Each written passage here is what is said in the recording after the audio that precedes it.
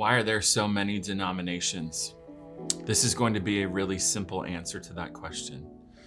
And the answer is because there's still remaining sin and confusion and doubt and all kinds of other things going on in the minds of Christians.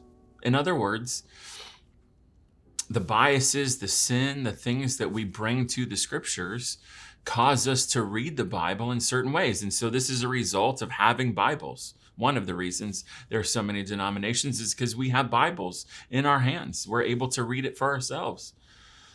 And so when it comes to things like whether or not to baptize babies or baptize believers, people read the Bible differently.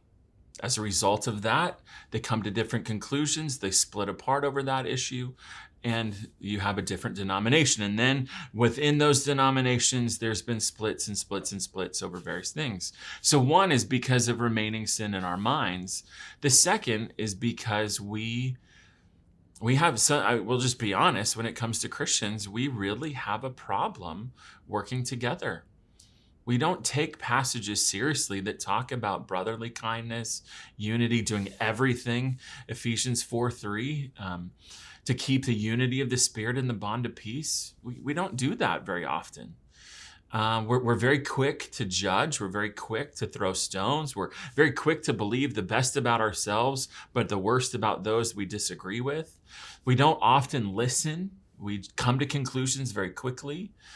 And as a result of that, relationships are broken. And then from that, denominations have started.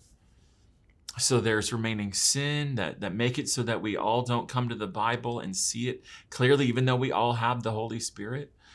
There's the lack of love amongst Christians.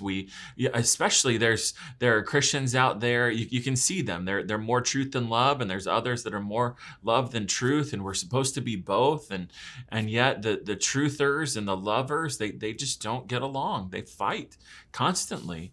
And so you're a compromiser if you're saying we need to love, and you're a bully, you're mean, you're a fundamentalist if you're all about truth. And because of that lack of love and brotherly kindness and unity, which many would just go, it's just kind of weak, or they don't even go there. As a result of that, we've had denominations. So there's a whole bunch of different reasons too. Some things are called denominations, but really aren't because they violate cardinal essential doctrines. But for the most part, if you look back at church history, I mean, that's what I found. It's either sin that is still clouding the meaning of Scripture, or it's a lack of love between brothers and sisters who should know better and should seek to be unified and to seek to work out our differences and live in the midst of those differences, showing the world that despite our differences, we can still love and be united with one another.